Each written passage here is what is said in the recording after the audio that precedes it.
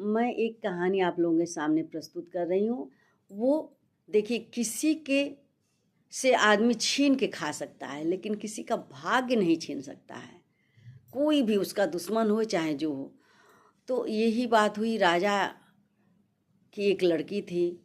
तो अपने उनके दरबार में ऐसे राज दरबार में तो लगता ही है।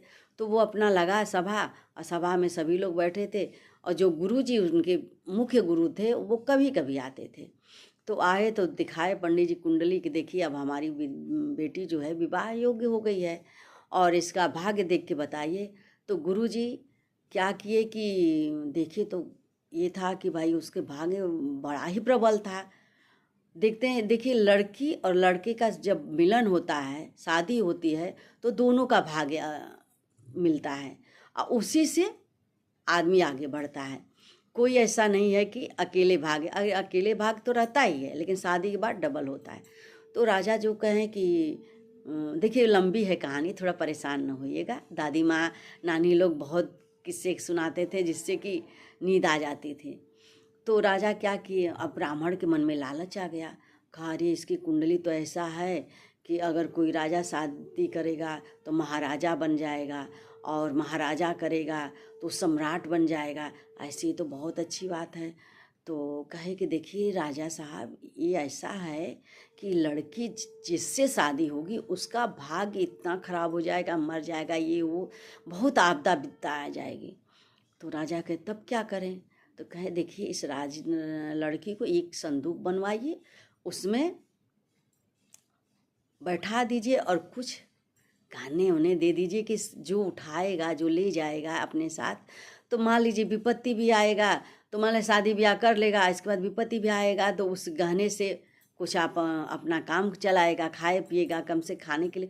तो एक माँ बाप तो अपने बच्चों का भला ही सोचते हैं, लेकिन कुंडली कुंडली के बारे, जिस चीज़ के बारे में हम अनून हैं उस चीज़ के को लेके हम क्यों सोचें, भगवान के ऊपर छोड़ दें। लेकिन भाई राजा ऐसा ही किए। राजा ऐसे किए, इसके बाद जो है गुरुजी गए, जल्दी जल्दी गए, और जाके कहे कि सभी बच्चों से गुरुकुल में कि देखो जाओ भाग के नदी के किनारे, आज सबकी छुट्टी है। और 25 बच्चे थे, जाओ जाके जो भी एक बक्सा तैरता हुआ आएगा सब लोग मिल के वो ले आना, और अंदर रख देना। और इसके बाद मैं चाहे जितना चिल्लाऊंगा कि बचाओ बचाओ, जा कुछ भी कहूँ, कुछ भी चिल्लाऊँ, दरवाज़ा मत खोलना। बच्चे भाई गुरु का आज्ञा मानेंगे, कहे ठीक है। इसके बाद राजा ऐसा करके बक्से को तो बहवा दिए।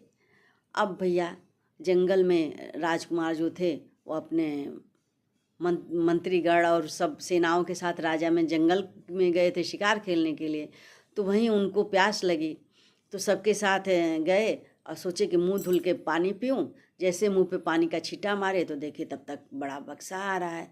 तो मंत्री से कहें देखो भाई ये कैसा बक्सा है, ज़रा ले आओ। तो जब खोले तो देखे तो उसमें रानी थी, और ऑर्नामेंट भी बहुत कुछ था। तो कहे अरे आपको मैं प्रणाम करूँ, आप कहे क्यों इस हालत में कैसे हैं। कहे मेरे पिताजी ऐसे ऐसे था, मेरे पिताजी बंद करके भेजे हैं, पंडित जी बताए हैं कैसा भागे। कहे अच्छा कोई बात नहीं है, चलिए अब बुरा हो या अच्छा हो जो भी हो, जब आप हमें मिली है तो मैं आपको स्वीकार करता हूँ।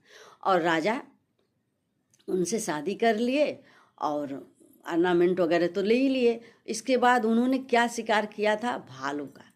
और वो भालू उस बक्से में कहे कि अब इसको खाली का क्या बनवाएं।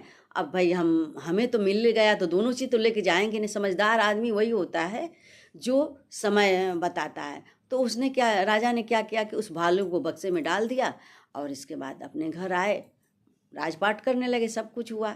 इसके बाद जब बच्चे थे तो देखे तो बक्सा आ रहा था बहते हुए। अब जब वहाँ पहुँचा, बच्चे बहुत भारी बक्सा था। इसके बाद राजा बोले थे और गुरुजी बोले थे कि उस बक्से को खोलना नहीं।